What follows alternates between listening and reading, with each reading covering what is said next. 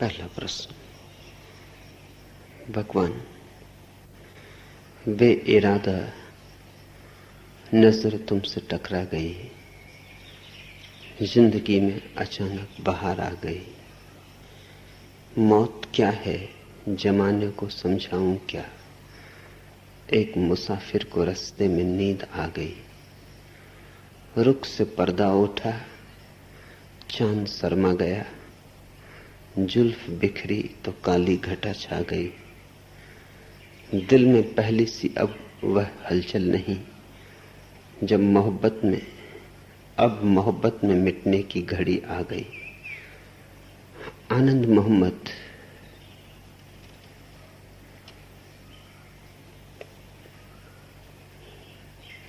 मनुष्य के इरादे कभी भी परमात्मा तक नहीं पहुंच पाते, नहीं पहुंच सकते। मनुष्य के इरादे मनुष्य की वासनाओं, इच्छाओं का ही विस्तार है। मनुष्य तो परमात्मा को भी चाहेगा, तो परमात्मा को चाहने के लिए नहीं, कुछ और चाहने के लिए, धन के लिए, पद के लिए, प्रतिष्ठा के लिए।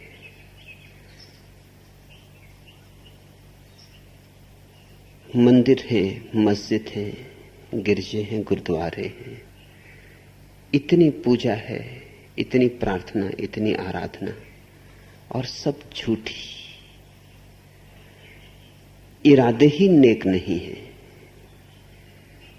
बुनियाद में ही भूल है। लोग प्रार्थनाएं कर रहे हैं, लेकिन प्रार्थनाएं दबी हुई वासनाओं के ही रूप हैं। कुछ मांग है, और जहां मांग है वहां कैसी प्रार्थना? प्रार्थना धन्यवाद है, अनुग्रह का भाव है। प्रार्थना इस बात का अहोभाव है कि इतना दिया है जिसके कि मैं योग्य नहीं था। मेरा पात्र छोटा है, मेरी गागर को सागर से भर दिया है, और चाहूं भी तो क्या चाहूं, और मांगूं भी तो क्या मांगूं। न मेरी योग्यता है, न मेरा कुछ अर्जन, फिर भी मुझ पर आकाश बरसा है, जीवन दिया है, जीवन को सौंदर्य दिया है, अनुभव की क्षमता दी है, चैतन्य दिया है। चैतन्य में संभावना दी है मुक्ति की। और कौन से मोती मांगने हैं? लेकिन हमारी तो प्रार्थनाएं भी वासनाओं से भरी हैं, इसलिए हमारी प्रार्थनाएं उड़ नहीं पाती, उनमें पंख नहीं है, उठ भी नहीं पाती जमीन से, उठती भी नहीं और गिर जाती, जमीन में ही गड़ी रह जाती, आकाश तक उनकी गति नहीं है। इसलिए परमात्मा से मिलन तो बे इरादा ही होता है। तुम कहते हो बे इरादा नजर तुमसे टकरा गई, ये तो कभी आकस्मिक क्षणों में ही घटना घटती है, सोच विचार कर नहीं। ये झरोखा तो कब खुल जाता है? तुमने अगर तैयारी करके बैठे हो तो सब तैयारी समझ लेना चूकने की ही तैयारी है। दूर से आती कोयल की आवाज सुनते सुनते झरोखा खुल जाए, प्रार्थना बन जाए कि सुबह उगता हुआ सूरज, और क्षण भर को तुम स्तब्ध हो जाओ और झरोखा खुल जाए कि रात तारों से भरी हुई, और तुम्हारे भीतर सोच विचार ठहर जाए। सोचोगी भी तो क्या सोचोगे? आकाश को देखकर भी जो सोचता है उससे ज्यादा मूढ़ और कौन होगा? तारों से भरा आकाश, अगर तुम्हें क्षण भर को निर्विचार नहीं कर जाता तो तुम विक्षिप्त हो। वे अनंत अनंत तारे भी अगर तुम्हारी विचार की तंद्रा नहीं तोड़ पाते, अगर तुम्हारे भीतर रहस्य की धारा को नहीं बहा पाते, अगर वृक्षों पर खिले हुए फूल तुम्हारे भीतर भी आश्चर्य, विमुग्धता के फूल नहीं बन जाते, तो फिर परमात्मा से मिलने का कोई उपाय नहीं है। न गीता मिलाएगी, न कुरान, न बाइबल। फूल मिला देते, चांद तारे मिला देते, सूर्योदय सूर्यास्त मिला देता है, पक्षियों का कलरव मिला देता है,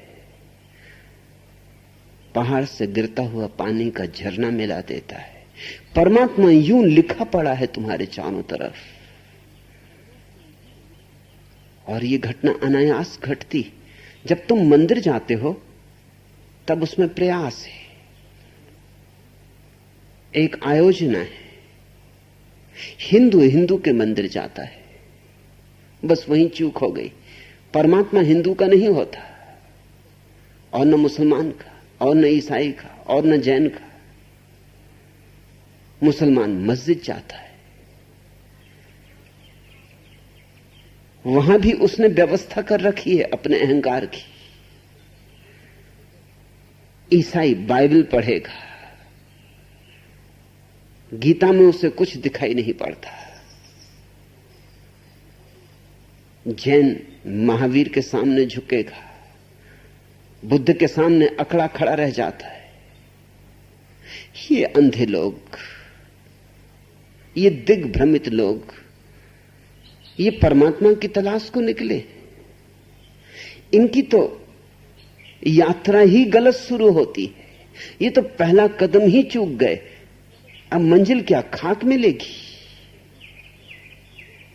मेरी सारी चेष्टा आनंद मोहम्मद तुम्हें बेइरादा करने की, तुम्हें उस घड़ी का स्वाद चखा देने की जब तुम्हारे भीतर कोई इरादों का तूफान नहीं होता, कोई मांग नहीं, कोई वासना नहीं, कोई आकांक्षा नहीं, कोई अभीप्सा नहीं। एक सन्नाटा, एक शून्य, एक चुप्पी, एक ऐसी गहन चुप्पी कि तूफान भी आए, आंधी भी आए, तो भी तुम्हारी चुप्पी हिलती नहीं, डुलती नहीं। एक ऐसी स्थिरता, और ऐसी स्थिरता प्रकृति के सानिध्य में अपने आप घटती है, और अनायास ही घटती है। जब भी परमात्मा किसी को उपलब्ध हुआ है तो बेइरादा उपलब्ध हुआ है। इरादे से जो चले थे वो तो चूकते ही रहे, बेइरादे जो चले थे पहुंच गए। बेइरादा नजर तुमसे टकरा गई, जिंदगी में अचानक बाहर आ गई। यूं ही बाहर आती रही है, यूं ही बाहर आएगी सदा। यही बाहर के आने का ढंग है।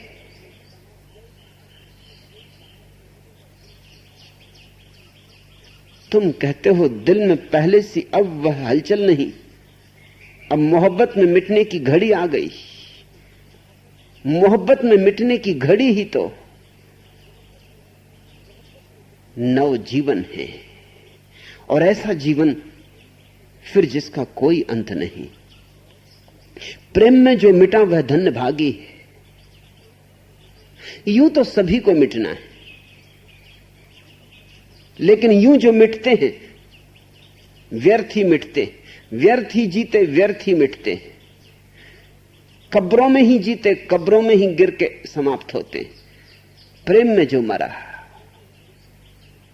वो मृत्यु के पार हो गया, उसने विजय पाली मृत्यु पर, उसके लिए अमृत के द्वार खुल गए, और निश्चित ही उसके पहले सब हलचल ठहर जाएगी। प्रेम की मृत्यु के पूर्व एक गहन मौन छा जाएगा, जैसे कुछ भी ना बचा, कोई भी ना बचा भीतर।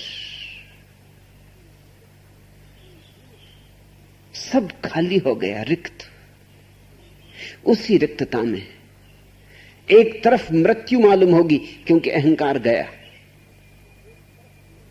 और दूसरी तरफ एक नए जीवन का प्रारंभ क्योंकि परमात्मा आया। तुम मिटो तो परमात्मा अभी मिले, यही मिले, इसी क्षण, तत्क्षण। तुम जब तक हो तब तक परमात्मा नहीं मिल सकता है। आनंद मोहम्मद, शुभ घड़ी आ रही है, इसे आने देना, रोकना मत। मौत से डर के ठिठक मत जाना, झिझक मत जाना। मौत से डर के आगे कदम बढ़ाने से रुक न जाना। मौत से डर के पीछे मत लौट पड़ना। प्रेम मृत्यु है और प्रार्थना परम मृत्यु है, मगर मृत्यु के बाद ही तो जाना जाता है वह जिसका न कोई जन्म है न कोई मृत्यु है।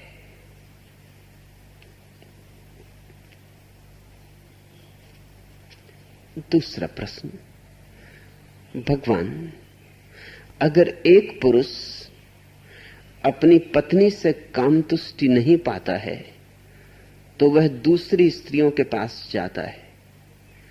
ऐसा करने से वह एक अपराध भाव अनुभव करता है क्योंकि उसे पत्नी से और सब सुविधाएं मिलती हैं और वह उन सब बातों के लिए उसे चाहता है। जब वह अपराध भाव अनुभव करता है तो उसका मन तनाव से घिर आता है।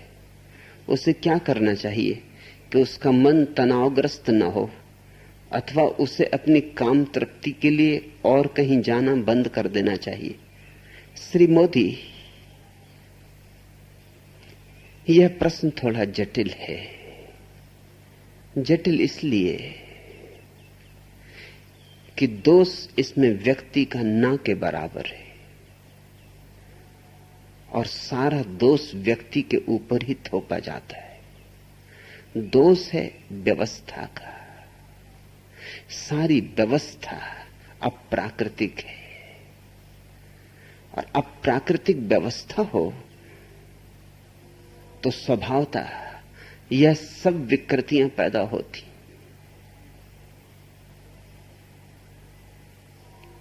विवाह एक अप्राकृतिक व्यवस्था है। मनुष्य को छोड़कर और तो किसी पशु पक्षी में विवाह का आयोजन नहीं। मनुष्य में भी विवाह सदा से नहीं रहा है, बहुत बाद की ईजाद है। और उस ईजाद के कुछ लाभ थे जिनके कारण ईजाद की गई प्रथमतः, लेकिन हानियां भी थी। लाभ तो कब के खो गए, अब हानियां ही हानियां रह गई। लेकिन व्यवस्थाएं एक बार आदमी को जकड़ लेती तो छोड़ती नहीं। और इतना साहस थोड़े ही व्यक्तियों में होता है कि वो समाज की मान्य धारणाओं के विपरीत जा सके।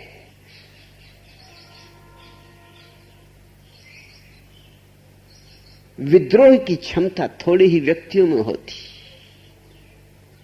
और समाज विद्रोही को कुचल भी डालता है,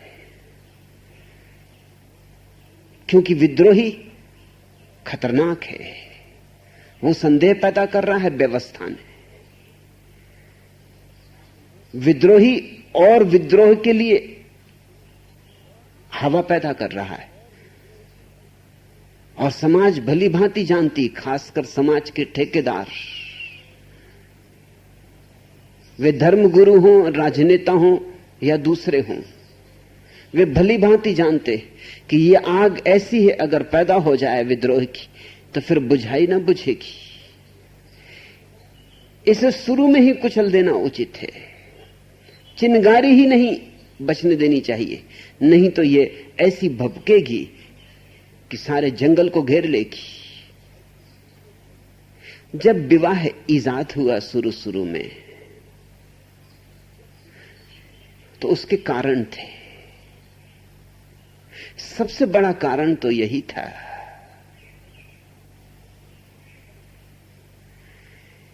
कि जो शक्तिशाली पुरुष थे, जो ताकतवर लोग थे, जिनके हाथ में लाठी थी, वो स्त्रियों पर कब्जा कर लेते। और चीजों पर कब्जा करते थे, वैसे स्त्रियों पर कब्जा कर लेते। जमीन पर कब्जा करते। जिसके पास जितनी ताकत होती उतनी बड़ी जमीन पर कब्जा करता, उतना बड़ा भूपति होता, उतना बड़ा सम्राट होता। उन्हीं लुटेरों की कहानियां हम इतिहास में पढ़ते रहते। किसी को हम कहते हैं महान सिकंदर। ये सब लुटेरे हैं, छोटे लुटेरे नहीं, बड़े लुटेरे। इतने बड़े लुटेरे हैं कि इनको लुटेरे कहने में हमें संकोच होता है। छोटे लुटेरे तो जेल खानों में मरते, बड़े लुटेरे इतिहास में जगह पाते, स्वर्णाक्षरों में उनके नाम लिखे जाते। ये लुटेरे जमीन पर कब्जा करते, ये लुटेरे धन पर कब्जा करते, ये लुटेरे स्त्रियों पे भी कब्जा कर लेते थे। और एक दो स्त्रियों पे नहीं, जिसकी जितनी सामर्थ्य होती है उतनी स्त्रियों पे कब्जा कर लेते। अभी इस सदी के प्रारंभ तक निजाम हैदराबाद की 500 पत्नियां थी। अभी 50 साल पहले तक, ये कोई 5000 साल पहले की बात नहीं। निजाम हैदराबाद की 500 पत्नियां शायद सबको पहचान भी ना सके, शायद सबके नाम भी ना जानता हो। शायद पत्नी का एकाध बार साल में नंबर लगे या 2 साल में नंबर लगे। कृष्ण के जीवन की कहानी है कि उनकी 16,000 रानियां थी। कुछ हैरानी की बात नहीं। अगर 500 पत्नियां 20वीं सदी में निजाम हैदराबाद की हो सकती हैं, तो आज से 5000 साल पहले 16,000 पत्नियां कुछ ज्यादा नहीं, सिर्फ 32 गुनी। असल में पत्नियों के आधार पर तौला जाता था कि कौन आदमी कितना शक्तिशाली है। जैसे हम धन से तौलते हैं कि किसके पास कितना धन है, उतना शक्तिशाली। पद से तौलते हैं कि किसके पास कितनी बड़ी प्रतिष्ठा है, कौन मंत्री है, कौन प्रधानमंत्री है, कौन राष्ट्रपति है। उससे उसकी क्षमता, उसके अहंकार का बल। वैसे एक जमाना था कि पत्नी तौल थी। लोग कब्जा कर लेते थे पत्नियों पर जिनके पास ताकत थी। गरीब आदमी क्या करे, सामान्य जन क्या करे, उसके लिए तो स्त्रियां ही ना बचेंगी। इसलिए विवाह को ईजाद करना पड़ा। विवाह को ईजाद करने का यह अर्थ था कि गरीब को भी स्त्री मिल सके। यह उसकी उपादेयता थी। नहीं तो गरीब को तो स्त्री ही नहीं मिलेगी। आखिर स्त्री पुरुष बराबर पैदा होते हैं प्रकृति में, यह ख्याल रखना। यूं जब पैदा होते हैं शुरू में तो 115 बच्चे पैदा होते हैं लड़के, और 100 लड़कियां पैदा होती हैं। क्योंकि प्रकृति को यह ख्याल है, अनुभव है कि पुरुष कमजोर प्राणी है स्त्री की बजाय, उसकी प्रतिरोधक क्षमता कम है। इसलिए विवाह के उम्र के आते आते 15 लड़के मर जाएंगे।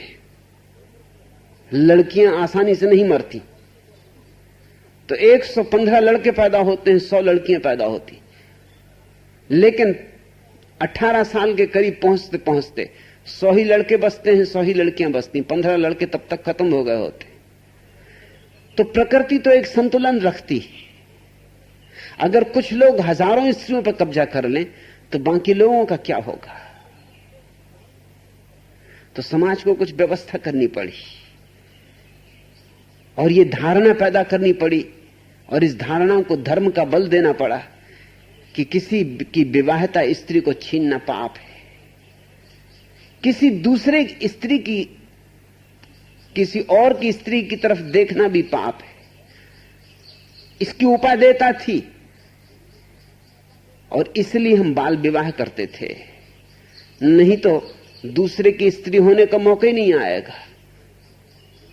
इसके पहले ही जिनके हाथ में ताकत है वो स्त्रियों को खदेड़ के ले जाएंगे। इसलिए बिल्कुल बचपन में शादी कर देते थे, जब तक कि कोई राजा महाराजा उन पर कब्जा करे उनका विवाह हो जाता था। फिर विवाहित स्त्री पर कोई कब्जा न कर सके, इसके लिए समाज को एक नैतिक धारणा पैदा करनी पड़ी, एक संस्कार पैदा करना पड़ा कि प्रत्येक व्यक्ति को अपनी स्त्री के प्रति ही निष्ठा रखनी चाहिए और दूसरे की स्त्री की तरफ देखना भी पाप है। ये इतनी सदियों तक दोहराई गई बात कभी हमारा अंतःकरण बन गया। ऐसे ही अंतःकरण निर्मित होता है। वह बात आज भी हमारे भीतर गहरी बैठी हुई है, लेकिन जो व्यवस्था की गई थी उसका समय तो कभी का लद गया। अब किसी की हैसियत नहीं, न किसी की ताकत है कि हजारों स्त्रियों पर कब्जा कर ले, लेकिन वह लकीर अभी भी खिंची है और हम उसके फकीर बने चल रहे हैं। इसका यह तो लाभ हुआ कि गरीब से गरीब आदमी को भी स्त्री मिल सकी, नहीं तो सिर्फ अमीरों को मिलती, शक्तिशालियों को मिलती, और यह अन्याय होता। गरीब की काम वासना का क्या होता? और गरीब बड़ी संख्या में, उनका जीवन बड़ा दूभर हो जाता। उनके लिए भी आयोजन चाहिए। ठीक है, जो सुविधा संपन्न थे वो सुंदरतम स्त्रियों को कर लें इकट्ठा, लेकिन कम से कम गरीबों के लिए कुछ तो छोड़ दें। गरीब को जैसे भोजन चाहिए वैसे स्त्री भी चाहिए, वह उसकी जरूरत है। लेकिन इसका एक दुष्परिणाम भी हुआ। इसका एक दूसरा पहलू है, और वह पहलू यह है कि फिर एक ही स्त्री के साथ एक पुरुष को जीवन जीना है। इंद्रियों का यह स्वभाव है कि एक ही चीज को बार बार उपयोग करने से ऊब जाती। अब जैसे तुम्हें रोज ही रोज एक ही सब्जी खानी पड़े, तो चाहे तुम्हें कितनी ही पसंद हो सब्जी, तुम ऊब जाओगे। मैंने सुना है मुल्ला नसरुद्दीन, लखनऊ के एक नवाब की सेवा में नियुक्त हुआ था, और नवाब उससे बड़ा खुश था। नसरुद्दीन होशियार आदमी,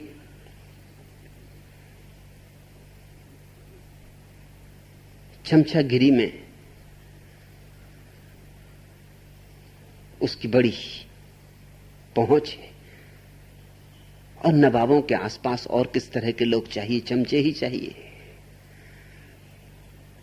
एक दिन नवाब और नसरुद्दीन साथ साथ भोजन करने बैठे। नवाब उसे सदा साथ रखता। नई नई भिंडियां आई हैं और बड़ी स्वादिष्ट सब्जी भिंडियों की बनी। नवाब ने तारीफ की, रसोइयों को बुला के कहा कि सुंदर सब्जी बनी। नसरुद्दीन ऐसा मौका चूकने वाला नहीं था, उसने कहा सुंदर होगी, क्योंकि मैं वनस्पति शास्त्र का ज्ञाता हूं। भिंडी तो अमृत है, भिंडी से श्रेष्ठ तो कोई सब्जी ही नहीं। इसलिए तो लखनऊ में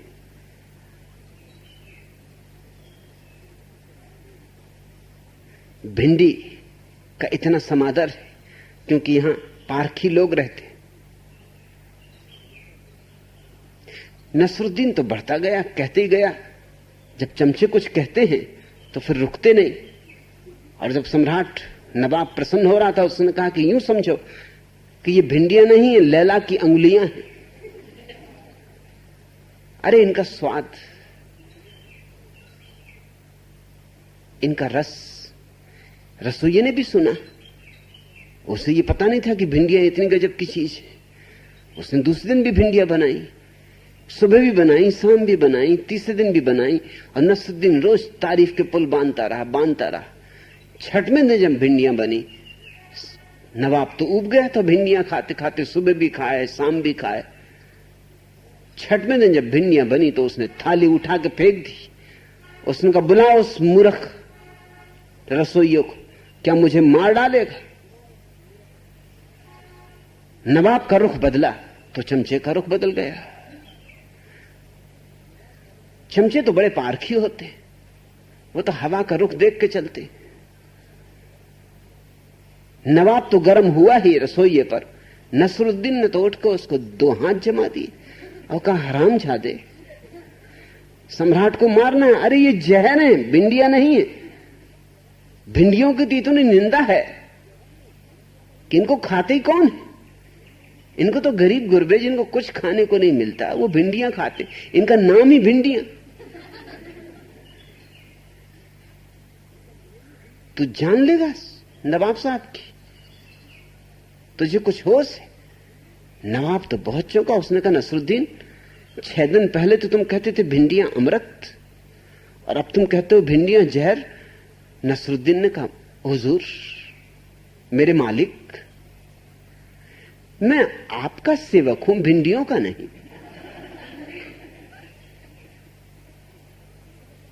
मुझे तनख्वाह आप देते हैं, भिंडियां नहीं। अरे आप कहो तो अमृत हैं, आप कहो तो जहर, आप कहो तो स्वर्ग बता दूं, आप कहो तो नरक।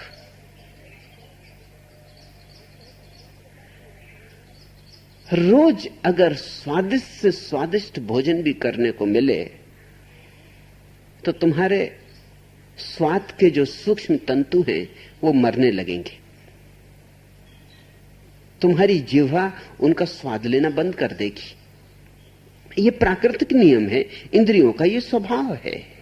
जब तक तुम अतीन्द्रिय नहीं हो गए हो, जब तक तुम्हारे जीवन में इंद्रियों के पार जाने का कोई मार्ग नहीं खुल गया है, जिसका कि सिर्फ एक ही मार्ग है, ध्यान, तब तक ये मुसीबत होने वाली है। तुम्हें अगर रोज एक ही संगीत सुनना पड़े तो भी तुम घबरा जाओगे, ऊब जाओगे, परेशान होने लगोगे, विक्षिप्त होने लगोगे।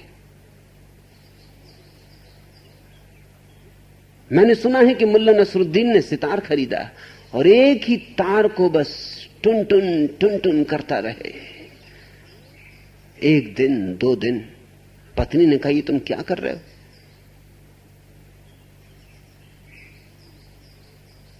हमारा दिमाग फिरा जा रहा है।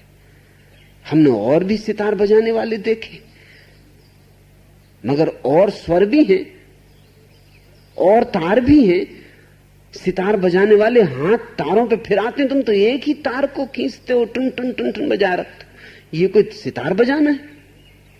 ये कोई ढंग है? नसरुद्दीन ने कहा, तू समझी नहीं, वो लोग तारों पे हाथ फेरते हैं, यहां से वहां हाथ दौड़ाते, इस स्वर को उस स्वर को, क्योंकि वो अपने स्वर की तलाश खोज कर रहे हैं। मुझे मेरा स्वर मिल गया, अब मैं क्यों खोज करूं? जो मुझे चाहिए था मुझे मिल गया, अब तो मैं यही बजाऊंगा। पत्नी तो मायके चली गई, चली जाएगी और क्या करेगी। बच्चों ने कहा, मैं हॉस्टल में भर्ती करवा दो। जो बच्चे कभी हॉस्टल जाने को राजी नहीं थे वो सब हॉस्टल चले गए। नसरुद्दीन अकेला रह गया तो और दिल खोलकर टुन टुन करने लगा। दिन हो कि रात, मोहल्ले के लोग परेशान हो गए। आखिर बर्दाश्त की एक सीमा होती। सामने वाले आदमी ने एक रात 2 बजे उठ के कहा कि नसरुद्दीन, अगर अब 1 मिनट और भी तुमने ये टुन टुन मचाई तो मैं पागल हो जाऊंगा। नसरुद्दीन ने कहा, भैया देर हो गई, मैं 2 घंटे पहले सितार बंद कर चुका हूं।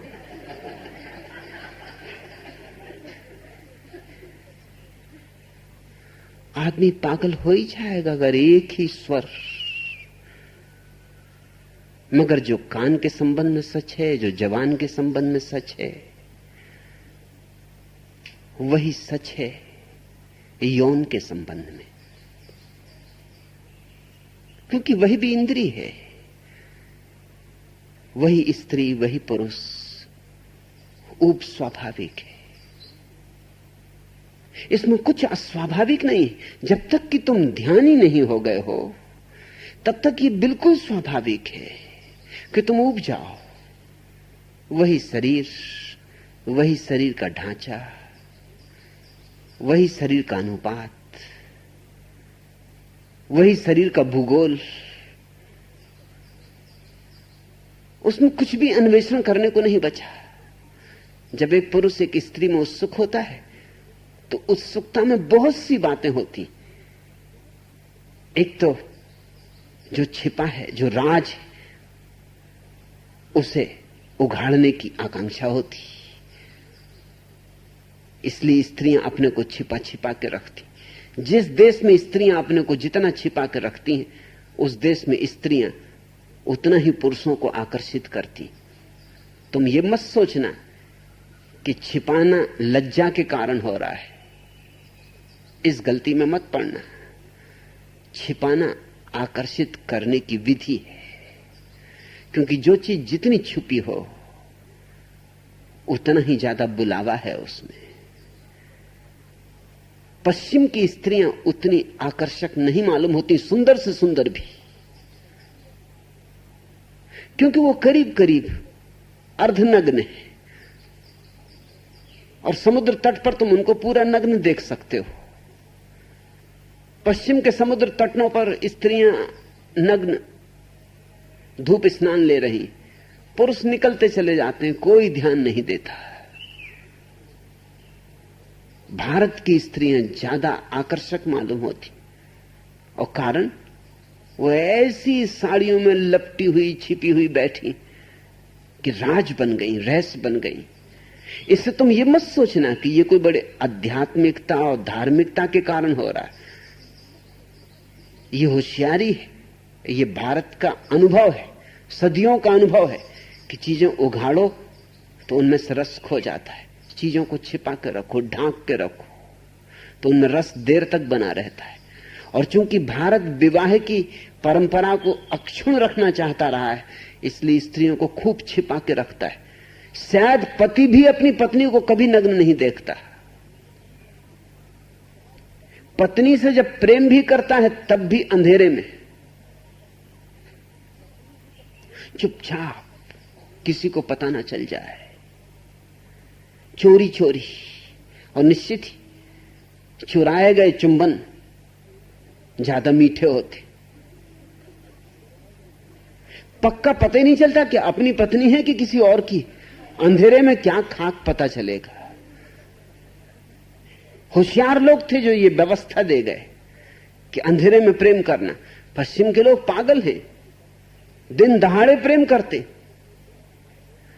आमतौर से प्रेम का समय रात से बदल के सुबह हो गया है, खासकर अमेरिका में। इसका दुष्परिणाम होने वाला है। दुष्परिणाम यह होने वाला है कि जल्दी ही तुम उब जाओगे। तुम पत्नी की देह से परिचित हो गए। पत्नियां ज्यादा होशियार हैं, वो जब भी प्रेम करती आंख बंद कर लेती। इसलिए पत्नियां पुरुषों से कम उबती, ख्याल रखना।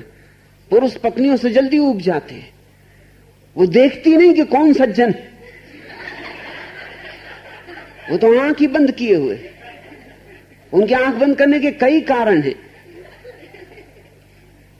जानकार कहते हैं बड़ा कारण तो यह है कि वो अपने पति को प्रसन्न हालत में नहीं देख सकते, इसलिए आंख बंद करते।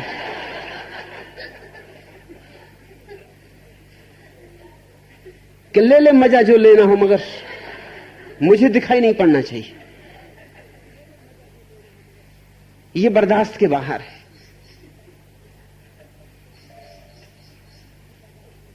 लेकिन इसके पीछे एक ज्यादा मनोवैज्ञानिक राज है। आंख बंद करते ही फर्क पड़ जाता। दिन भी हो तो रात हो जाती। स्त्रियां कभी पसंद नहीं करती कि प्रकाश हो और तुम उन्हें प्रेम करो।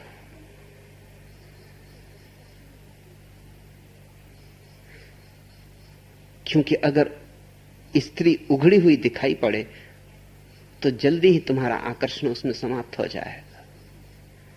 तुमने कभी यह ख्याल किया कि नग्न स्त्री में तुम उतने उत्सुक नहीं होगे जितनी कपड़े उतारती हुई स्त्री में उत्सुक होगे? चाहे वो भद्दी और बेहुदी औरत ही क्यों ना हो, मगर उसका कपड़ा उतारना तुम्हें ज्यादा आकर्षित करेगा बजाय नग्न सुंदरतम स्त्री को देखकर भी। नग्न ही है तो तुम्हारी कल्पना के लिए कोई उपाय नहीं बचता। लेकिन एक स्त्री आहिस्ता आहिस्ता कपड़ा उतार रही है। स्ट्रिप्टीज जो सारी दुनिया में प्रचलित हुआ है, कैबरे नृत्य और इस तरह की जो चीजें प्रचलित हुई हैं, उन सब का ढंग है एक। आहिस्ता आहिस्ता वो एक एक कपड़े उतार के फेंकती जाती और तुम्हारी उत्सुकता गहन होती चली जाती। तुम चाहते बस एक और उतारे, एक और उतारे, एक और उतारे। मुल्ला नसरुद्दीन की प्रेसी मिनी स्कर्ट खरीद लाई, आधुनिक, लेकिन जरा संकोच में भी भरी थी। उसने नसरुद्दीन से कहा कि देखो नसरुद्दीन, ये स्कर्ट तो बहुत छोटा है, कहीं ऐसा ना हो कि इससे मेरा नीचे का अंडरबियर दिखाई पड़े। तो तुम जरा देखो तो, अंडरबियर तो दिखाई नहीं पड़ता, नहीं तो मैं जाऊं ये पहन के और लोगों को अंडरबियर दिखाई पड़े तो भद्दा लगे। नसरुद्दीन ने देखा, कहा कि नहीं दिखाई पड़ता। वो और थोड़ी झुकी, उसने कहा अब देखो, अब तो दिखाई नहीं पड़ता। नहीं दिखाई पड़ता। वो और झुकी, नसरुद्दीन ने कहा कुछ नहीं दिखाई पड़ता। उसने कुछ नहीं दिखाई पड़ता। वो और झुकी, नसरुद्दीन का बिल्कुल कुछ नहीं दिखाई पड़ता। हो तो कुछ दिखाई पड़ा, अंडरवियर तूने पहने ही नहीं, तू मुझे मूर्ख बना रही।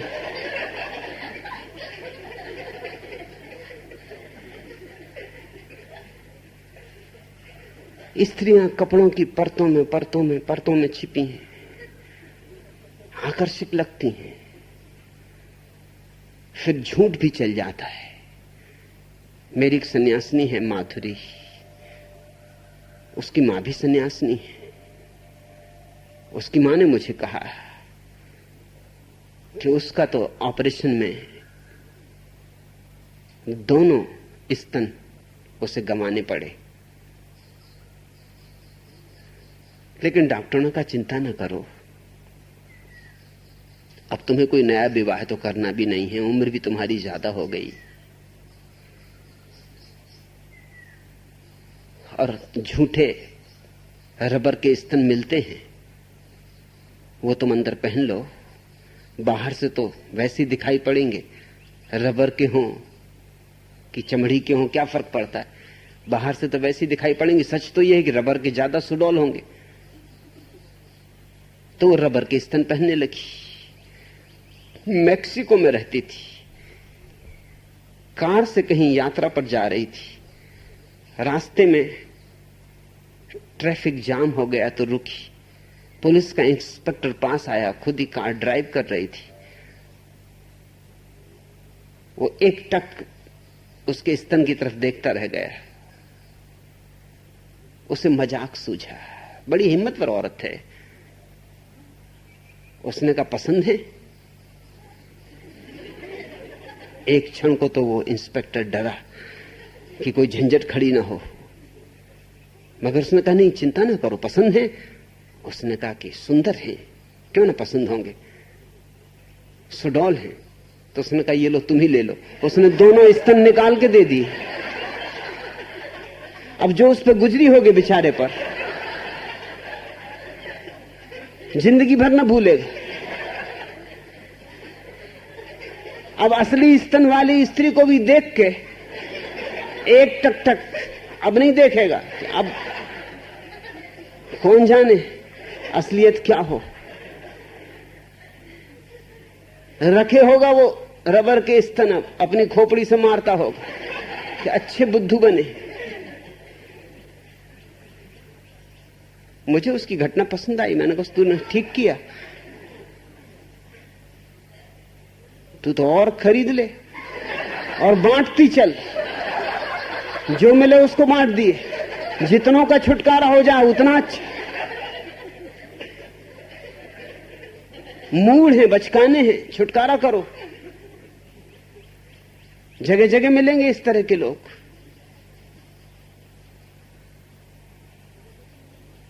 अपनी पत्नी से तो तुम स्वभावतः ऊब जाओगे, पत्नियां भी ऊब जाती, लेकिन पत्नियों को हमने इतना दबाया है सदियों में कि वो ये कह भी नहीं सकती कि ऊब गई। हमने उन्हें कहा पति परमात्मा है, हमने उन्हें कहा कि एक पति को ही सब कुछ मानना है। पतिव्रत की हमने उन्हें खूब शिक्षा दी है। सदियों की धारणाओं ने उनको एक तरह से कुंठित कर दिया है। उनका रस ही खो गया है। उनका सच में पूछो तो किसी पुरुष में कोई रस नहीं रहा है। मुझसे हजारों स्त्रियों ने कहा है कि उनका किसी पुरुष में कोई रस नहीं रहा है। पुरुषों ने ही रस मार डाला है। यह बात तुम ख्याल रखना कि अगर एक पुरुष में रस है स्त्री का, तो और पुरुषों में भी रस होगा, क्योंकि पुरुष में रस होने का अर्थ पुरुष में रस होना होता है। इससे कुछ फर्क नहीं पड़ता किस में। अगर एक पुरुष में रस है तो और पुरुषों में भी रस होगा। अगर एक पुरुष आकर्षित करता है तो उससे सुंदर व्यक्ति को देख के वो क्यों आकर्षित ना होगी। हमने सदियों में उसे समझाया है कि किसी दूसरे पुरुष में आकर्षण मत रखना, यह महापाप है। और स्त्रियां निश्चित ही ज्यादा भावुक है, हार्दिक है। उन्होंने इसको हृदय में ले लिया है। पुरुषों के संस्कार तो खोपड़ी में है, लेकिन स्त्रियों के संस्कार हृदय तक पहुंच गए, ज्यादा गहरे पहुंच गए। चूंकि उन्हें किसी पुरुष में कोई रस नहीं लेना है, इसका अंतिम परिणाम यह हुआ कि उन्हें अपने पुरुष में भी कोई रस नहीं। इस गणित को तुम ठीक से समझ लो। अगर सारे पुरुषों से रस हटा दोगे तो स्वयं के पुरुष से भी रस नहीं रह जाएगा, और तब वो स्त्री बोझ की तरह पुरुष के साथ संभोग करेगी। पुरुष को तृप्ति नहीं मिलेगी, ये अर्थ है। वो स्त्री कोई रस ही नहीं ले रही, वो यूं टाल रही कि ठीक है, यंत्रवत, क्योंकि मैं पत्नी हूं, तुम्हारी दासी हूं, तुम्हारी सेवा के लिए ही मेरा जीवन है, जो करना हो करो, ये देह तुम्हारी। लाश की तरह, जैसे लाश से तुम प्रेम करोगे तो क्या रस मिलेगा। उसकी तरफ से कोई प्रत्युत्तर नहीं है। ना वो नाचती, ना वो गाती, ना वो गुनगुनाती, ना वो मस्त होकर डोलती, ना वो तुम्हें धन्यवाद देती। हालत तो उल्टी है। हालत तो ये कि जब भी तुम उससे कहते हो कि क्या विचार है आज, तो कहती सिर में दर्द है, कभी कमर में दर्द है, कि आज मैं थक गई हूं, आज क्षमा करो, कि आज मुन्ना के दांत निकल आए हैं और वो दिन भर से रो रहा है, और बड़ा बेटा अभी तक नहीं लौटा है, पता नहीं कहां गया, आधी रात हो रही, और तुम्हें यह सूझी कि रसोईया घर छोड़ के चला गया है, कि नौकर ने चोरी कर ली, कि दिन भर से मैं मरी जा रही हूं काम कर करके, घर में मेहमान ठहरे हुए, और तुम्हें यह सूझी। मैंने सुना एक बूढ़े ने, जिसकी उम्र 80 साल थी, एक बुढ़िया से जिसकी उम्र 75 साल से शादी कर ली। अमेरिका में घटना घटी, यहां तो कैसे घटेगी। ये समय तो सन्यास का, 75 साल। 75 साल में कोई विवाह करे तो उस पर तो जूतियों की वर्षा हो जाए, उस पर तो लानत मनामत इतनी हो उसकी, इतना कुटे पिटे जहां जाए वहीं, ऐसा स्वागत सत्कार हो उसका कि वो भी जिंदगी भर याद रखे। अमेरिका में संभव है। दोनों की शादी हो गई। शादी में बहुत लोग सम्मिलित हुए, क्योंकि सब लोगों को आनंद आया कि बढ़िया बात है। 75 साल की बहू, 80 साल का दूल्हा, जो नहीं भी संबंधित थे वो भी देखने आए थे। शादी चर्च खचाखच भरा था, और सबने फूल भी भेंट किए, सबने उपहार भी भेंट किए, अपरिचितों ने भी। क्या आपका दाम्पत्य जीवन सुखमय हो, हिम्मतवर लोग हो, गजब की हिम्मत है।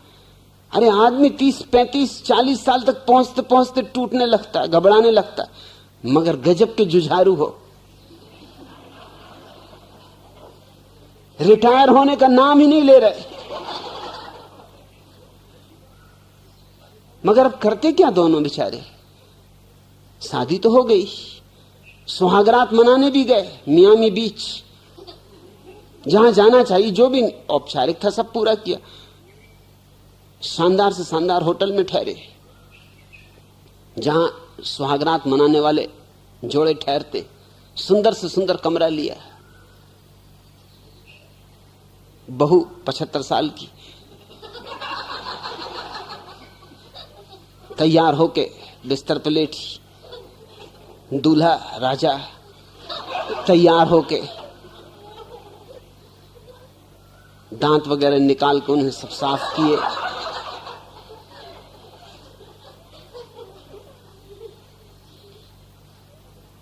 सिर पे जो बालों का विग वगैरह पहन रखा था उसको ठीक से जमाया, मूछें जिनको काला रंग लिया था उन पर ताव दिया, वो भी आके बिस्तर पे लेटे। बुढ़िया का हाथ हाथ में लिया, बड़े प्रेम से दबाया, थोड़ी देर दबाए रहे, 2-3 मिनट, फिर कहा कि अब सो जाएं, तो दोनों सो गए। ऐसी सुहागरात की पहली रात भी थी। दूसरी रात भी हाथ दबाया, उतनी देर नहीं। जब तीसरी रात बूढ़ा हाथ दबाने लगा तो बुढ़िया ने करवट ली, कहा आज मेरे सिर में दर्द।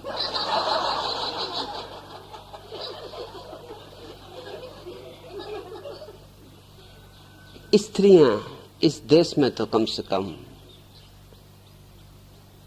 कह भी नहीं सकती ये बात, कहना भी हमने उनसे छीन लिया, उनकी जबान भी छीन ली। इसलिए तो पुरुषों ने वैश्याएं ईजाद कर ली, लेकिन स्त्रियों ने वैश्य ईजाद नहीं किए। हालांकि लंदन में, न्यूयॉर्क में अब पुरुष वैश्याएं उपलब्ध हैं। उनको वैश्या नहीं कहना चाहिए, वैश्य कहना चाहिए।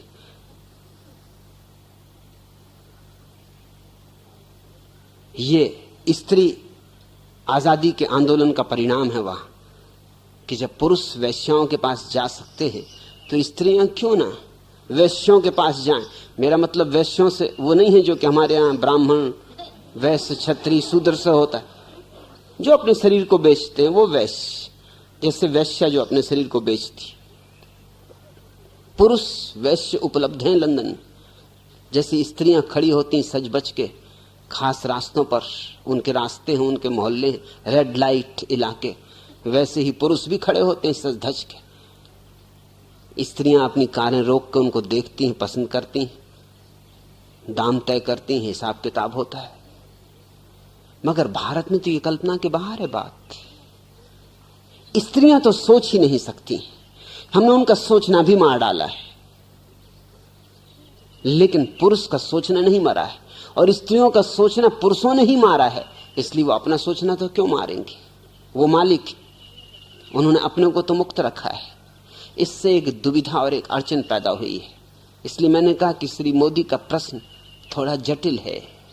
दुविधा यह है कि सब पुरुष अपनी पत्नियों से उब जाते, कोई कहता है कोई नहीं कहता, कोई झेल लेता है कोई नहीं झेल पाता, कोई इधर उधर से रास्ते निकाल लेता है, पीछे के दरवाजे से कोई नहीं निकाल पाता। लेकिन जब तुम पीछे का रास्ता निकालोगे तो अपराध भाव पैदा होगा, गिल्ट पैदा होगा, क्योंकि वो पंडित पुरोहितों की आवाज तुम्हारे भीतर भरी हुई, वो कहेंगे कि तुम पाप कर रहे हो। तब घबराहट पैदा होगी, बेचैनी पैदा होगी। पत्नियां तो सोच ही नहीं सकती, अगर सोचेंगी भी तो भी अपराध भाव पैदा हो जाएगा। करना तो दूर, अगर दूसरा पुरुष उन्हें सुंदर भी मालूम पड़ेगा तो भी उनके भीतर बेचैनी पैदा हो जाएगी, कैसे हुआ। इसलिए उन्होंने तो अपने को बिल्कुल जड़ कर लिया, संवेदना को ही मार डाला है। इसलिए भारत की स्त्रियां एक अर्थ में आत्महीन हो गई हैं। आत्महीन उन्हें होना पड़ा है, नहीं तो अपराधी होना पड़े। अपराधी होने से आत्महीन होना अच्छा है, बिल्कुल जड़ हो जाना अच्छा है। और पुरुष आत्महीन तो नहीं हुए, लेकिन तब अपराध की भावना पकड़ती। दोष व्यवस्था का है, व्यक्ति का नहीं। हमें व्यवस्था बदलनी होगी, हमें एक व्यवस्था देनी चाहिए जिसमें पुरुष और स्त्रियां साथ रहें, लेकिन इतने बंधन में नहीं जितने बंधन में हम उन्हें रख रहे हैं। और मनोवैज्ञानिकों का यह अनुभव है पिछले 50 वर्षों का, मेरा यह अनुभव है मेरे अपने आश्रम का, जहां सैकड़ों जोड़े रह रहे हैं, कि अगर कभी कभी कोई पुरुष किसी स्त्री के साथ दिन 2 दिन के लिए बिता दे या कोई स्त्री किसी पुरुष के साथ दिन 2 दिन को बिता दे, तो इससे उनके आपसी संबंध खराब नहीं होते, गहरे होते। ये बात उल्टी लगेगी और रूढ़िग्रस्त लोगों के लिए तो महापाप की लगेगी, मगर मैं तो सत्य ही कहने को मजबूर हूं, लगे जिसको जैसा लगना हो। मैंने तो कसम खाई है कि जो सत्य है उसे वैसा ही कहूंगा जैसा है, नग्न नहीं कहूंगा, उस पर वस्त्र भी नहीं डालूंगा। सत्य यह है कि अगर पति पत्नी का संबंध गहरा करना हो, अगर सिर्फ औपचारिक ना रखना हो, तो हमें इतनी स्वतंत्रता देनी चाहिए कि पुरुष कभी किसी और स्त्री के साथ जाए तो इससे पत्नी बेचैन ना हो, परेशान ना हो, और अगर पत्नी कभी किसी पुरुष के साथ चली जाए तो पति बेचैन ना हो, परेशान ना हो। इससे उनका दाम्पत्य नष्ट नहीं होगा, इससे उनके दाम्पत्य में पुनर्जीवन आ जाएगा। अगर उस नवाब को 2-4 दिन दूसरी सब्जी खाने को मिली होती और फिर भिंडी मिलती तो फिर भिंडी में रस आता, फिर भिंडी अच्छी लगती। इससे कुछ गहराई में बाधा नहीं आएगी, इससे गहराई बढ़ेगी। इसमें अपराध भाव की कोई भी आवश्यकता नहीं है। श्री मोदी, मैं ये कहना चाहूंगा कि छोड़ो अपराध भाव। अगर तुम्हें लगता है कि तुम्हारी पत्नी तुम्हारी काम वासना को तृप्त नहीं कर पाती, तो किसकी पत्नी कर पाती, किसका पति कर पाता है? और अगर तुम्हें कभी किसी दूसरी स्त्री में रस मालूम होता है तो अपराध भाव से मत भरो, अन्यथा दोहरी मुश्किलें होंगी। अगर अपराध भाव से भरे तुमने किसी स्त्री से कोई संबंध भी बनाया तो उससे भी तुम्हें तृप्ति नहीं मिलेगी, क्योंकि वो अपराध भाव बीच में खड़ा रहेगा, वो दीवार बनी रहेगी। तुम उसको प्रेम करते समय भी जानोगे कि सिर्फ पाप कर रहे हो, गुनाह कर रहे हो, नरक में जा रहे हो, तुम अपनी पत्नी के साथ धोखा कर रहे हो। कोई अपराध भाव की जरूरत नहीं, लेकिन ये अपराध भाव तब तक तुम्हारा पीछा करेगा जब तक तुम पत्नी को भी इतनी ही स्वतंत्रता न दोगे। इतनी ही स्वतंत्रता पत्नी को भी देनी चाहिए, वह भी मनुष्य है जैसे तुम मनुष्य हो। न तुम समाधिस्थ हो न वह समाधिस्थ है, न तुम बुद्ध हो न वह बुद्ध है, न तुमने ध्यान जाना न उसने ध्यान जाना। हां, ध्यान जान लो तो काम वासना से मुक्ति हो जाती। जब तक ध्यान नहीं जाना है तब तक तुम भी स्वतंत्रता से अपनी इंद्रियों को तृप्ति दो और अपनी पत्नी को भी तृप्ति देने दो। लेकिन पुरुष को यह बात अखरती, वो सोचता है कि मैं तो स्वतंत्रता अनुभव करूं, लेकिन पत्नी ये बर्दाश्त के बाहर है कि कोई मुझसे कह दे कि तुम्हारी पत्नी किसी और पुरुष के साथ देखी गई, तो उसके अहंकार को चोट लगती। अगर अहंकार को चोट लगेगी तो फिर अपराध भाव भी रहेगा, क्योंकि फिर तुम धोखा दे रहे हो, फिर तुम अपनी पत्नी के साथ बेईमानी कर रहे हो, फिर तुम्हें दिखावा करना होगा, फिर तुम्हें एक चेहरा पत्नी के सामने ओढ़ कर रखना पड़ेगा कि प्रेम मैं तुझे करता हूं, सिर्फ तुझे करता हूं और किसी को नहीं, और पीछे तुम्हें दूसरा चेहरा। तुम 2 चेहरे वाले आदमी हो जाओगे। 2 चेहरों के बीच में तुम कसमकस में रहोगे, दुविधा में रहोगे, तुम्हारे जीवन में द्वंद्व हो जाएगा। और 2 ही चेहरे होते तो ठीक थे, बड़ी मुश्किलें, कई चेहरे हो जाएंगे। मुल्ला नसरुद्दीन की पत्नी उससे कह रही थी कि देखो, जब तक मैं बर्दाश्त कर सकती हूं करती हूं, लेकिन अगर किसी दिन बात पकड़ में आ गई तो ठीक नहीं होगा। ये औरत कौन थी जो अभी रास्ते पर हमको मिली और एकदम मुस्कुरा के तुम्हारी तरफ देखा और तुम एकदम डर गए और तुम नीचे देखने लगे? ये औरत कौन थी? नसरुद्दीन ने कहा कि भाई, तू मुझसे कह रही कि वो औरत कौन थी? मैं उससे डरा हुआ हूं कि वो मुझे मिलेगी तो पूछेगी कि वो औरत कौन थी जो तुम्हारे साथ थी। झंझट तो होने वाली है। मुल्ला नसरुद्दीन की पत्नी एक दिन अपनी नौकरानी से बोली कि सुनती हो, मुझे इस बात के पक्के प्रमाण मिलने शुरू हो रहे हैं कि नसरुद्दीन अपनी टाइपिस्ट के साथ गलत संबंध बनाए हुए वो नौकरानी बोली रहने दो, मत कहो ये बकवास की बात है, ये सिर्फ तुम मुझसे इसलिए कह रही हो ताकि मेरे मन में ईर्ष्या पैदा हो, जलन पैदा हो।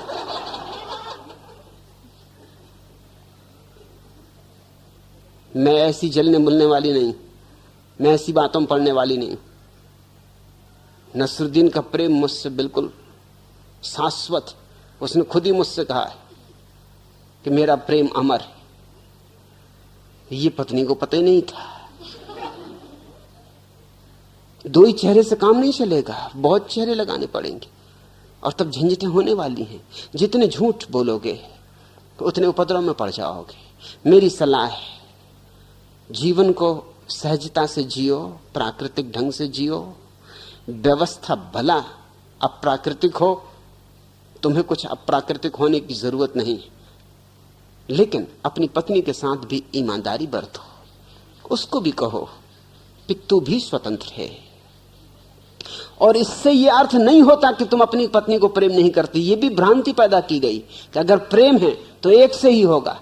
यह बात बिल्कुल फिजूल है, इस बात का कोई मूल्य नहीं। अगर प्रेम है तो निश्चित ही अनेक से होगा, यह मैं तुमसे कहता हूं। क्योंकि प्रेम कोई ऐसी चीज नहीं जो एक पर चुक जाए। जिसको फूलों से प्रेम है वो सिर्फ गुलाब के फूलों से प्रेम करेगा, चंपा के फूलों से प्रीति कर नहीं लगेंगे, चमेली के फूलों से प्रीति कर नहीं लगेंगे, कमल उससे प्रीति कर नहीं लगेगा। अगर कोई ऐसा कहता हो तो या तो वो विक्षिप्त है या फिर झूठ बोल रहा है। जैसे फूलों से प्रेम हो से बहुत तरह के फूल प्रीति कर लगेंगे। बेले का भी अपना आनंद है और गुलाब का भी अपना आनंद है, और दोनों की अपनी खूबियां हैं। ये हो सकता है एक स्त्री की देह तुम्हें पसंद आए और इससे ज्यादा कुछ भी पसंद ना आए, और ये भी हो सकता है एक स्त्री का भाव तुम्हें पसंद आए लेकिन देह पसंद ना आए, और ये भी हो सकता है एक स्त्री की बुद्धिमत्ता पसंद आए, न भाव पसंद आए न देह पसंद आए। किसी स्त्री से तुम्हारा लगाव बौद्धिक हो सकता है, तात्विक हो सकता है, तुम उससे चर्चा कर सकते हो गहराइयों की, तुम उससे कला की, धर्म की, अध्यात्म की चर्चा कर सकते हो। और एक स्त्री के साथ तुम्हारा संबंध केवल दैहिक हो सकता है क्योंकि उसकी देह सुंदर है, सानुपाती है। और एक स्त्री के साथ तुम्हारा संबंध बड़ा रहस्यपूर्ण हो सकता है कि तुम तय ही ना कर पाओ कि किस कारण से है, लेकिन कुछ है, कुछ रहस्यपूर्ण जो तुम्हें जोड़े हुए है। और यही बात पुरुषों के संबंध में सही है।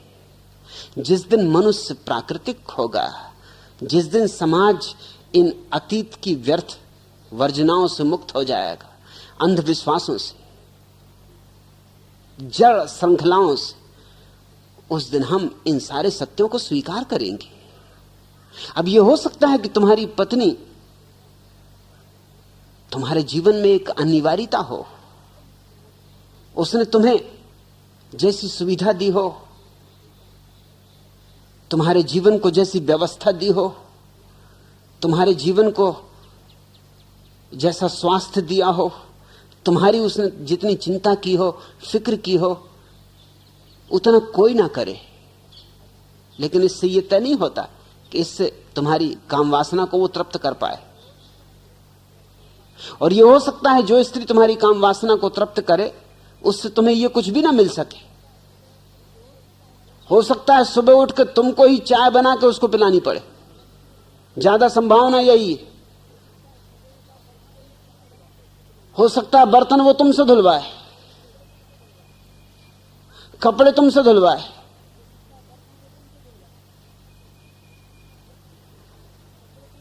व्यक्ति के बहुआयाम है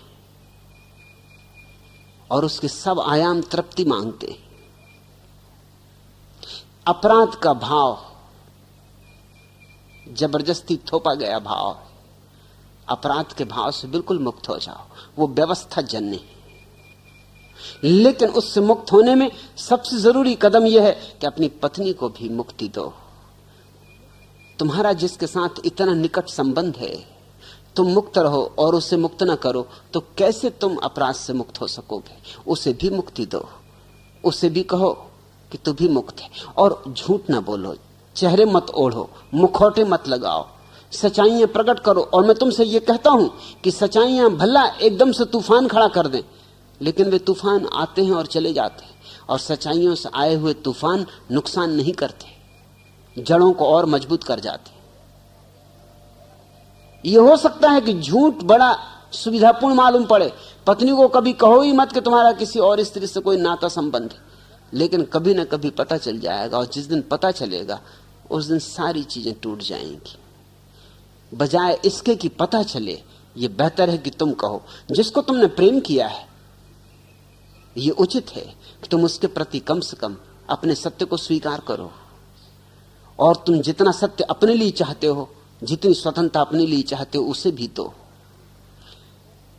फिर कोई अपराध भाव पैदा नहीं होगा। और स्मरण रखो कि अगर तुम दोनों एक दूसरे को सत्य दे सको और दोनों एक दूसरे को स्वतंत्रता दे सको, तो तुम्हारा संबंध निरंतर गहरा होगा, निरंतर उसमें नए नए फूल खिलेंगे, और तुम चकित होगे ये जान के कि सारी अतीत की धारणाएं कितनी भ्रांत हैं, जो ये कहती हैं कि एक के साथ ही संबंध रखना।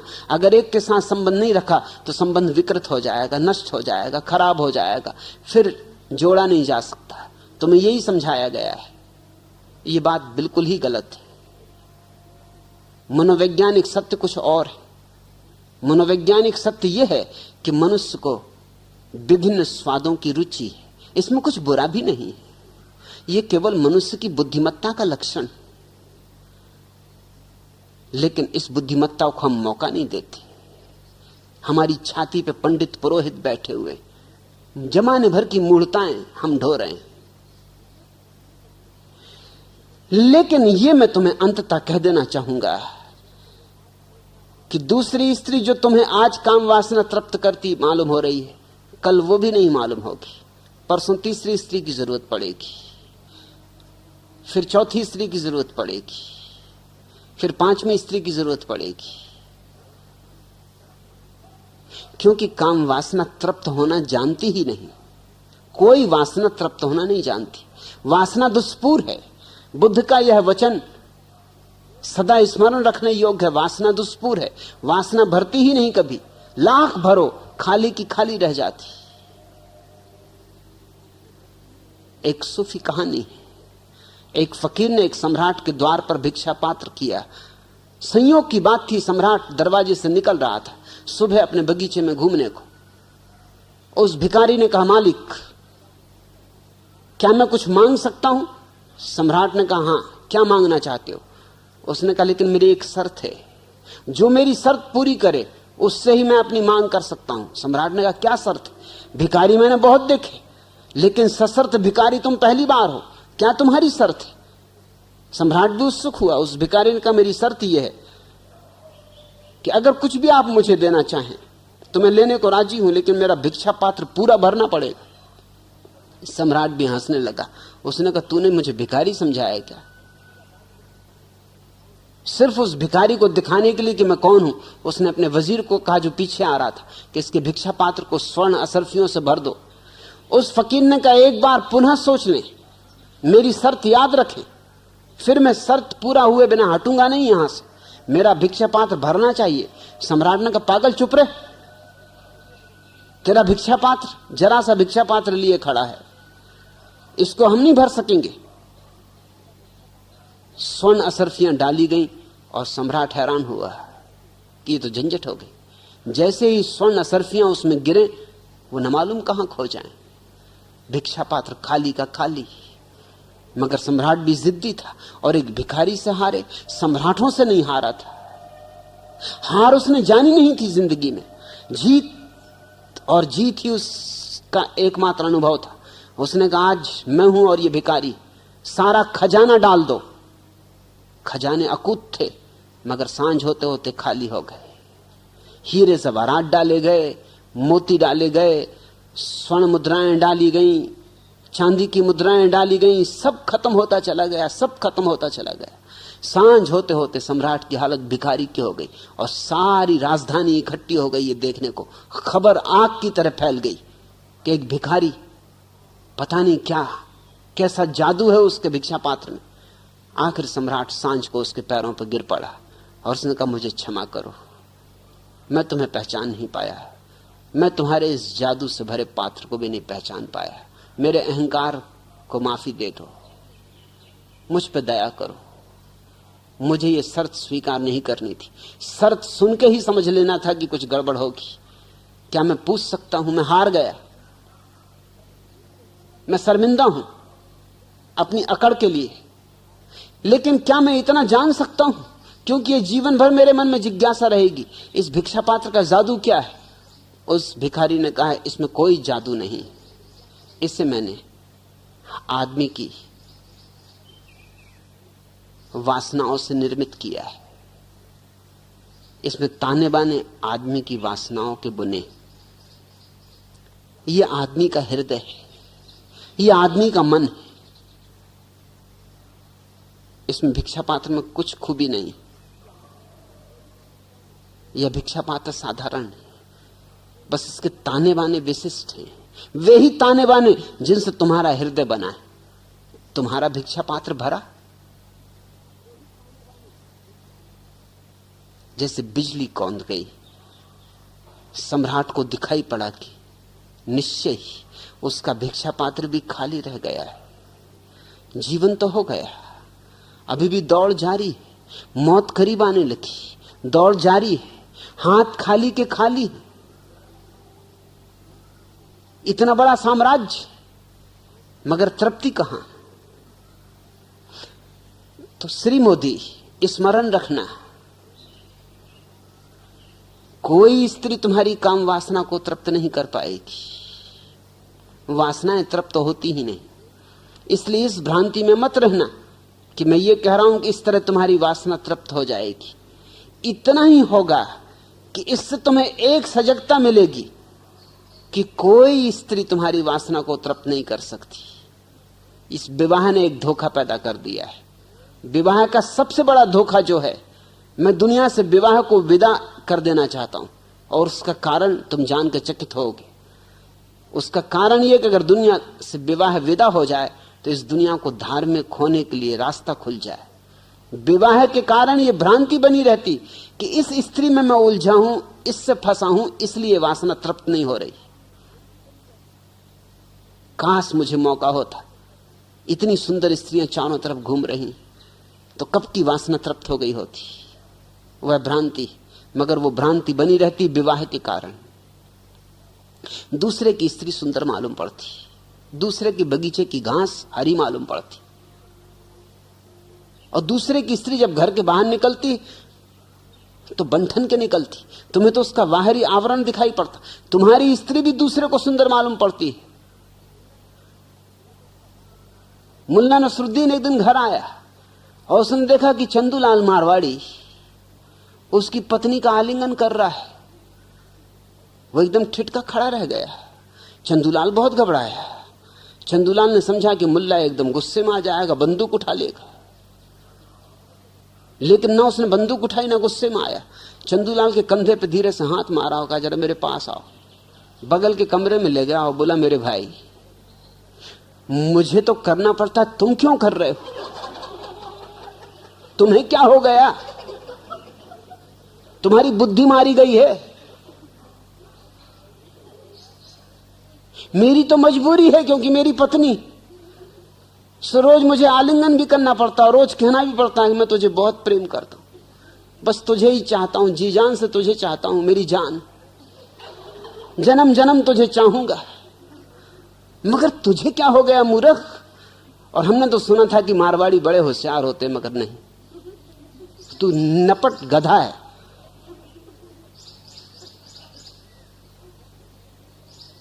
और तेरी जैसी सुंदर पत्नी को छोड़ के तू यहां क्या कर रहा है? अरे मूर्ख, मैं तेरी पत्नी के पास से चला आ रहा हूं।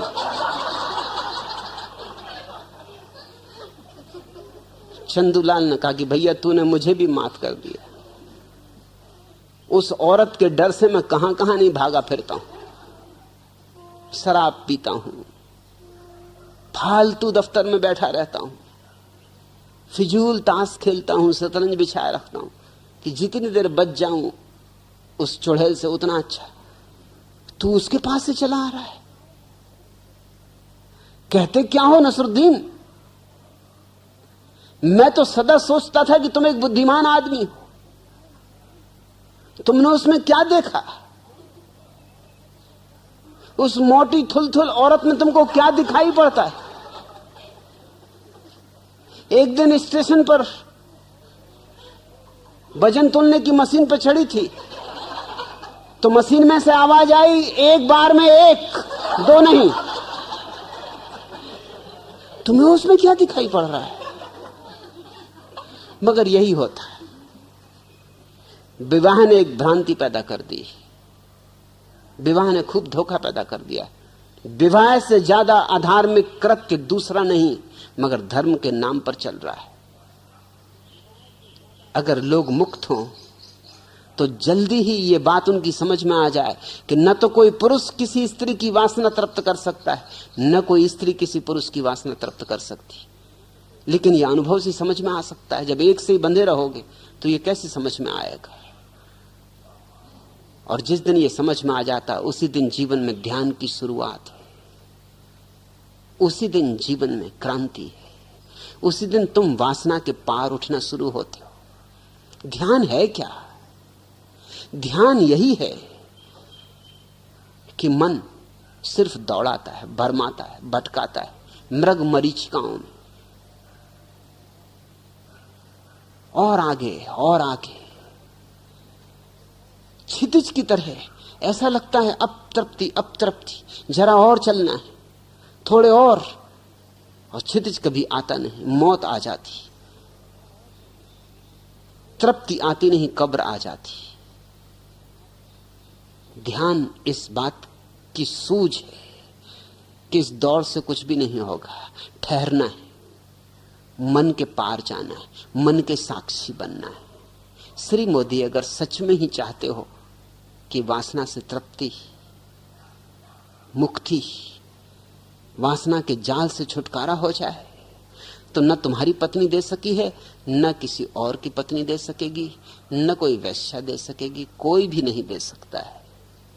यह करते तो तुम्हारे भीतर घटेगा, यह महान अनुभव तो तुम्हारे भीतर शांत, मौन, शून्य होने में ही संभव हो पाता है। मगर जब तक यह ना हो तब तक मैं दमन के पक्ष में नहीं हूं। मैं कहता हूं तब तक जीवन को जियो, भोगो, उसके कष्ट भी हैं, उसके क्षणभंगुर सुख भी हैं, कांटे भी हैं, फूल भी हैं, वहां दिन भी हैं और रातें भी हैं वहां, उन सबको भोगो। उसी भोग से आदमी पकता है और उसी पकने से, उसी प्रौढ़ता से एक दिन छलांग लगती ध्यान में। अपनी पत्नी को भी कहो कि सच्चाई क्या है, उससे भी पूछो कि उसकी सच्चाई क्या है। जिनसे हम जुड़े हैं कम से कम उनके प्रति हमें प्रामाणिक होना चाहिए, ऑथेंटिक होना चाहिए, और उनको भी मौका देना चाहिए कि वो प्रामाणिक हो। प्रेम का पहला लक्षण यह है कि जिससे हमारा प्रेम का नाता है उसके साथ हमारी प्रामाणिकता होगी। हम उससे सत्य कहेंगे, और सत्य शुरू में चाहे कितना ही कड़वा मालूम पड़े, पीछे सदा मीठा है। बुद्ध ने कहा है झूठ पहले मीठा, पीछे जहर, और सत्य पहले कड़वा, फिर पीछे अमृत। सत्य से मत डिगना, किसी कीमत पर मत डिगना, कोई समझौता सत्य के संबंध में मत करना, और अपने सत्य को जीना, क्योंकि जीवन तुम्हारा है, तुम्हारी पत्नी का नहीं, और पत्नी का जीवन उसका है, तुम्हारा नहीं।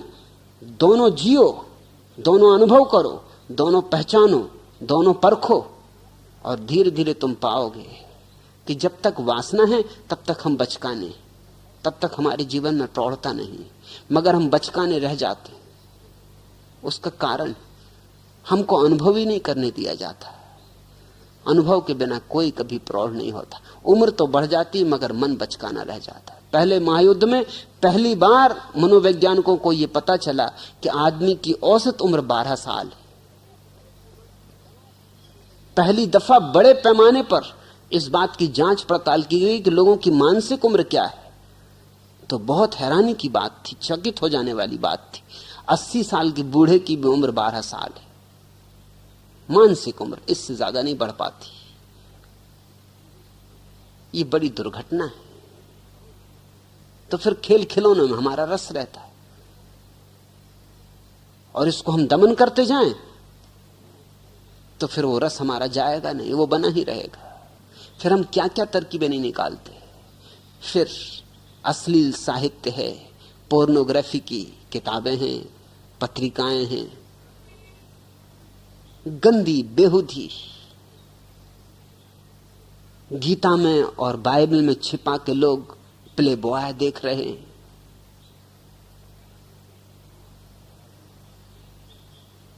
किसी को पता भी ना चल जाए। अश्लील फिल्में हैं, घरों में छिप छिप के लोग मित्रों को इकट्ठा कर करके अश्लील और नंगी फिल्में देख रहे हैं। यात्राओं पर लोग जाते, नाम होता है व्यवसाय का, लेकिन मामला होता है केवल वेश्याओं का। काम नहीं भी होता तो भी टिके रहते हैं व्यवसाय के लिए। एक व्यक्ति कलकत्ता से बंबई आया था 3 दिन के लिए।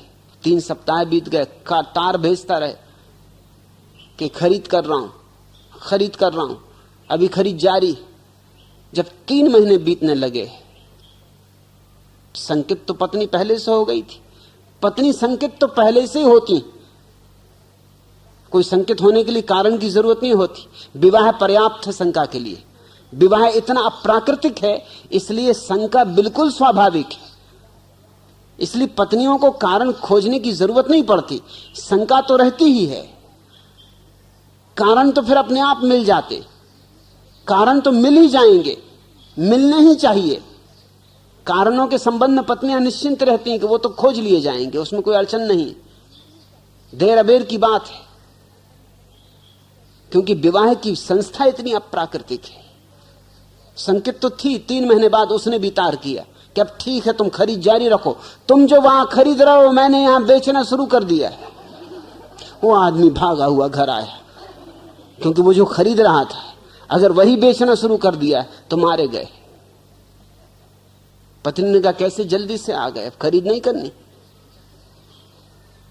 कब तक खरीदोगे तुम? फिर मैं बेचूंगी भी यहां, वही जो तुम खरीदोगे वही यहां बेचूंगी। खरीद खरीद के इकट्ठा करते रहोगे, बेचना भी चाहिए ना। शंका स्वाभाविक है, संदेह स्वाभाविक है। ये तथाकथित हमारा प्रेम बड़े संदेहों से भरा हुआ है। मुल्ला नसरुद्दीन रात सपने में बड़बड़ा गया, कमला कमला, और पत्नियां तो जागती रहती, रात तो बिल्कुल बैठी रहती कि क्या बकता रात देखने। उसी वक्त हिलाया, कहा ये कमला कौन?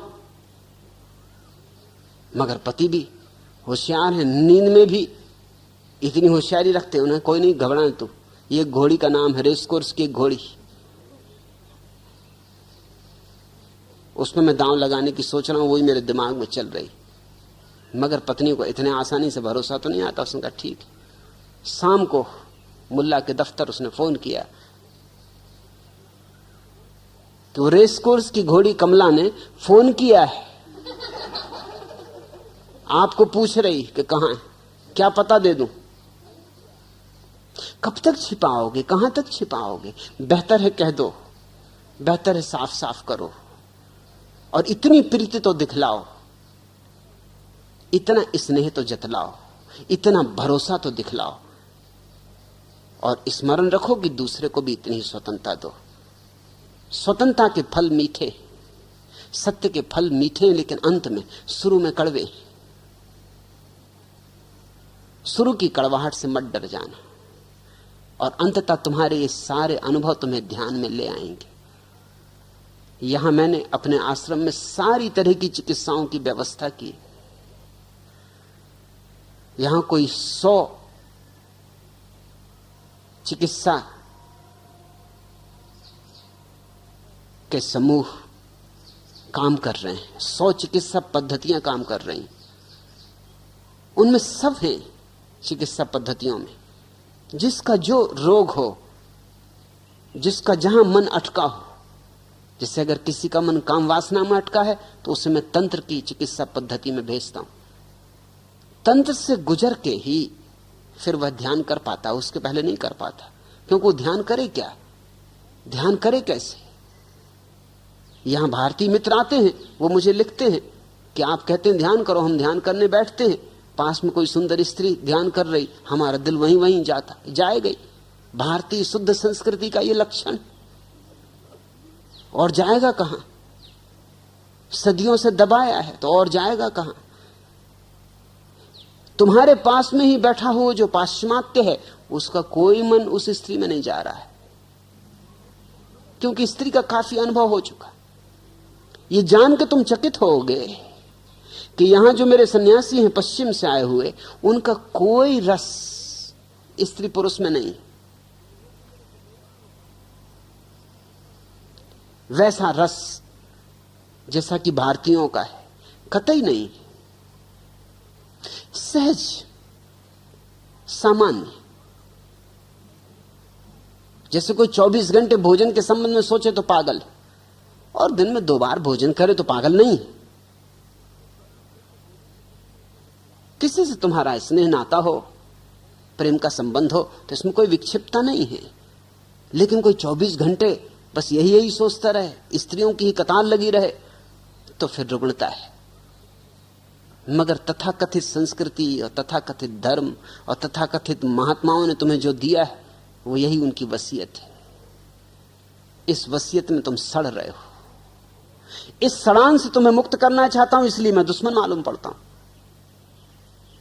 मेरे पास लोग आते हैं, निजी तौर से स्वीकार करते हैं कि आप जो कहते हैं ठीक है, आप जो कहते हैं 100% ठीक है, लेकिन उनमें से एक भी सामूहिक वक्तव्य नहीं देता मेरे पक्ष में। मेरे विपक्ष में लिखने वाले हजारों लोग हैं, मेरे पक्ष में लिखने वाले मुश्किल से कोई। मामला क्या है? और जो भी मेरे पक्ष में लिखते हैं वो मेरे सन्यासी हैं, दूसरा कोई मेरे पक्ष में नहीं लिखता। दूसरे मुझे पत्र लिखते हैं कि आप जो कहते हैं बिल्कुल ठीक है, उचित कहते हैं, लेकिन हम इसको सार्वजनिक रूप से स्वीकार नहीं कर सकते, क्योंकि हम इसको सार्वजनिक रूप से स्वीकार करें तो हमारी प्रतिमा धूमिल होती। यहां आने की हिम्मत नहीं पड़ती। यहां लोग आते हैं, छिप के आते हैं। श्री मोदी को तो मैं हिम्मतवर कहूंगा, वो प्रतिष्ठित व्यक्ति हैं, मोदी मिल्स के मालिक हैं। मैं उनके साहस का धन्यवाद करता हूं कि उन्होंने हिम्मत पूर्वक ये प्रश्न पूछा। अब और थोड़ी हिम्मत जुटाओ, अपनी पत्नी को भी साफ करो, अपनी पत्नी को भी यहां ले आओ। अगर तुम साफ ना कर सको तो मैं साफ करूंगा। दोनों मुक्ति में जियो और तुम पाओगे तुम्हारा प्रेम इस मुक्ति में बढ़ेगा, फलेगा, गहरा होगा, और जल्दी ही तुम दोनों ही ध्यान की तरफ अपने आप आकर्षित हो जाओगे। अगर व्यक्ति सहज स्वाभाविक जिए तो ध्यान अनिवार्य परिणति है, अपरिहार्य